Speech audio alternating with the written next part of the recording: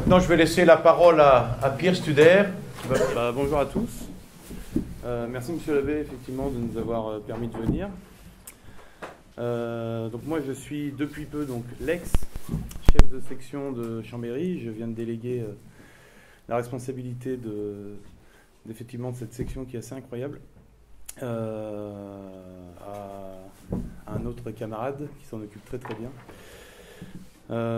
Pour notre part, donc à partir de janvier 2017, sur la région de Chambéry, voyant qu'à la paroisse, il y avait effectivement beaucoup de jeunes, de nouveaux couples, etc., on a décidé de discuter un peu entre nous, de voir ce qu'on pouvait faire. Et donc on a spontanément voulu se retrouver autour d'un verre, ce qui est un moyen très efficace de pouvoir discuter. Et on a pu voir qu'effectivement, beaucoup d'anciens du MJCF étaient dans la région, ce qui nous permet d'avoir quand même une base très saine et très solide pour notamment l'aspect formation.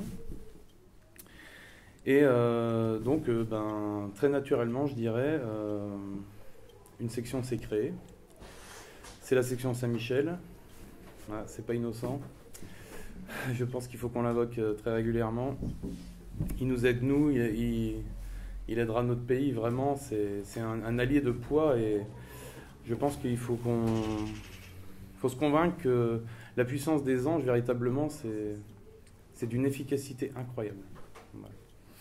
Donc notre section s'articule, organise, on va dire, régulièrement, une fois par mois, une réunion, donc articulée autour des trois piliers de Civitas, à savoir donc prière, formation, action. La prière qui nourrit la formation et bien sûr qui est le ciment de l'action. C'est la prière qui commence et qui finit nos journées, c'est la prière qui commence et qui finit nos actions, c'est la prière qui commence et qui finit nos repas. Donc nous avons besoin pour alimenter nos journées, nos actions, nos repas, de la prière. Donc c'est indispensable. Donc nous y pensons. Nous avons heureusement l'aide de certains de nos prêtres. Et donc nous organisons une fois par mois un cercle de lecture, de formation politique. Nous commençons le matin par une oraison dirigée. Chaque militant à son tour a 15-20 minutes pour préparer une oraison. C'est pas noté, c'est pas un piège, c'est pour justement nourrir la vie de prière. Nous avons besoin de travailler la méditation, de travailler ces temps un peu privilégiés, intenses. Donc c'est un exercice très efficace. Ensuite, nous lisons un livre, toujours en rapport bien sûr avec la politique. Nous avons commencé par la bataille préliminaire, pour ceux qui connaissent. Là, nous avons lu le livre du Père Jean-Dominique, les 7 leçons de politique, très très efficace. Et là, nous allons attaquer par exemple Château Jaubert, c'est doctrine de contre-révolution. Voilà, contre-révolutionnaire. Ensuite, donc chacun lit un chapitre, enfin tout le monde lit le chapitre, pardon. Ensuite, un est demandé un résumé. Et puis nous argumentons, nous débattons, c'est l'idée, hein. C'est pas juste lire pour lire. Il faut s'assurer que tout le monde n'ayant pas le même niveau, tout le monde puisse comprendre, que tout le monde puisse intégrer ce qu'il a lu. Donc nous expliquons, nous en discutons entre nous. Ensuite, pour l'esprit de cohésion, encore une fois, nous mangeons ensemble, généralement. C'est important, c'est véritablement important de connaître ses amis. Nous développons une saine amitié grâce à ça. Sans austérité. Bien sûr, c'est pas le genre de la maison. Nous avons besoin de savoir les gens qui seront avec nous en première ligne demain, peut-être. Nous avons besoin de savoir qui ils sont, les milieux dans lesquels ils évoluent, où ils habitent, quels sont leurs goûts, leurs familles, s'ils ont leurs femmes, leurs enfants. C'est très important. Un militant qui serait discret, trop discret, qui ne voudrait pas participer ou partager sa vie, ce n'est pas sain, ce n'est pas quelque chose de sain. Nous avons besoin de nous connaître véritablement. Et puis l'après-midi, donc tout début d'après-midi, nous avons la réunion Donc nous abordons les points d'actualité, les agendas, donc avec les échéances à venir, les échéances passées. Et ensuite, histoire de bien finir le samedi, on chausse les gants. Et puis, voilà, on sait se viriliser un petit peu en se tapant dessus, sans haine du tout. Et puis voilà, on se retrouve à la fin pour boire un verre et tout le monde est content. Je vous rassure, nos femmes ne s'ennuient pas, puisque de leur côté, elles ont elles aussi monté un cercle. Les femmes ont aussi parfaitement un rôle à jouer. Et comme disait Alain Escada tout à l'heure, face à la dévirilisation de la société, les femmes sont aussi perdues. Et donc elles ont besoin, envie, très naturellement, de se former. Donc elles ont leur cercle et elles s'occupent sans problème. Voilà. Donc nous avons effectivement une section qui s'est énormément développée, énormément de conversions. Régulièrement, nous sortons pour faire des collages. Il ne faut pas rêver, nous avons besoin d'exprimer un peu sur les murs, sur le terrain, dans le réel, ce que nous revendiquons, ce que nous défendons.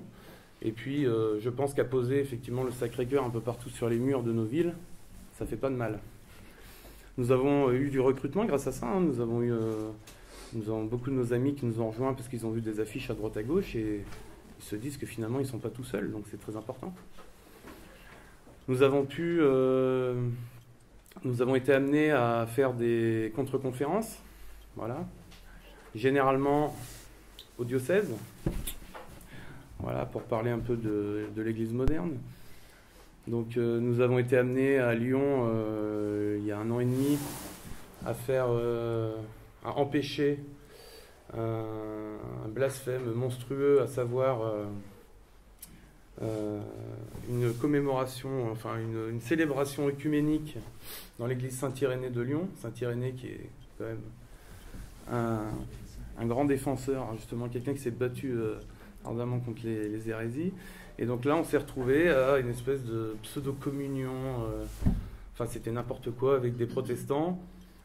Donc voilà, nous sommes venus, ils étaient contents de voir une 40aine de jeunes, c'était génial. Au début ça s'est bien passé, et puis quand Monseigneur Barbarin a voulu débuter, nous avons rappelé pourquoi nous étions là, que nous ne pouvions pas laisser un lieu sacré comme ça être sali, et donc nous avons d'ailleurs récité le rosaire à genoux, quel sacrilège. Et nous avons donc été très bien reçus, et nous avons fini entourés de gendarmes armés de fusils semi-automatiques à l'intérieur d'une église. C'est normal, tout va bien, mais par contre nous avons réussi à empêcher ces imposteurs de salir cet endroit. Et voilà, ça le but était là. Ils ont nos ennemis, tous ces destructeurs de la famille, de la religion, de la France, ont depuis trop longtemps le champ libre. Ils sont persuadés qu'ils peuvent faire ce qu'ils veulent n'importe où et que finalement personne ne viendra les chatouiller. Et il est grand temps que la peur change de camp, véritablement. C'est très simple à organiser, ça coûte rien, peut-être quelques petits coups de gaz dans les yeux, mais bon, ça améliore la vision. Voilà, donc par contre c'est terriblement efficace. Et je pense que le rôle d'une section, elle est là, localement, nouer une saine amitié, véritablement avoir un esprit de cohésion, se retrouver pour se former, s'entraider les uns les autres. Nous, par exemple, on sait maintenant que quand on déménage, on a de la main-d'œuvre, vous voyez, c'est pratique, mais ça se fait spontanément. C'est quelque chose qui est véritablement sympa. Ça crée une véritable émulation pour la formation, pour s'aider les uns les autres dans la formation personnelle. C'est quelque chose qui est très agréable. Localement, la section a ce rôle-là de rendre finalement aux jeunes, à la jeunesse de France, le rôle qu'elle doit avoir, c'est-à-dire être en première ligne. Voilà. On a effectivement, comme le disait Alain Escada tout à l'heure, on ne peut plus se cacher, c'est pas possible. Je suis marié, j'ai 3 enfants. Je peux pas. Je peux pas me dire que je suis sur mon canapé à pester devant les informations parce que tout va mal, mais que il y a bien quelqu'un qui fera quelque chose. Et puis le bon Dieu pourvoira. Non, ce n'est pas possible. Ce n'est pas possible. Nous devons véritablement nous engager, chacun à notre manière, en fonction de nos talents, c'est vrai. Mais c'est énormément de grâces qui vous tomberont dessus. Vous allez pouvoir découvrir une autre notion du groupe. C'est ça, d'avoir véritablement un groupe soudé autour de vous, qui vous suivra partout, des gens fiables, des gens intéressants. Vous allez pouvoir comprendre que la formation n'est pas réservée à un tout petit nombre de personnes, que tout le monde est susceptible d'apprendre des choses. Et puis nous avons la chance géographique, nous, d'avoir nos moines de Morgon, qui nous aident énormément. Tous les 2 mois, nous nous retrouvons chez eux, nous faisons des récollections. Donc ils nous font généralement un topo spirituel, donc sur la vie, pour nourrir la vie spirituelle du militant, sur les vertus des chefs, sur l'oraison. Vous voyez, il y a suffisamment de sujets pour ne pas s'ennuyer. Et puis un topo plus politique, voilà, sur l'action, sur les vertus. Enfin, voilà, il y a encore une fois de quoi être nourri abondamment. Et nous demandons, bien sûr, à nos militants d'aller au moins une fois par an, si possible, encore une fois, à la retraite Saint-Ignace. Donc cette année, toute notre section est partie, ensemble, à la retraite Saint-Ignace au Pointet. C'est véritablement un bain de jouvence, véritablement. Voilà, ça nous permet de repartir dans le monde avec, remonter comme des pendules, vraiment à bloc, vraiment c'est ça. Hein. Nous, effectivement, nous heurtons de plus en plus à des difficultés. Ce que fait notre ennemi généralement, c'est d'essayer de nous tuer socialement. Donc effectivement, on n'arrive plus à trouver du travail, on perd ses amis. Donc voilà, donc on a besoin d'avoir un corps constitué autour de nous pour pouvoir absorber tous ces chocs, comme nous disait Alain Scada tout à l'heure. Voilà, donc nous, depuis quelque temps, je m'occupe avec Alexandre Gavriac de fédérer un petit peu les sections nouvelles qui se créent. Nous en avons de plus en plus. Nous n'en avons pas à Marseille, donc voilà, n'hésitez pas vraiment. Portez-vous candidat. Je pense que M. l'abbé sera effectivement là pour vous aider allègrement.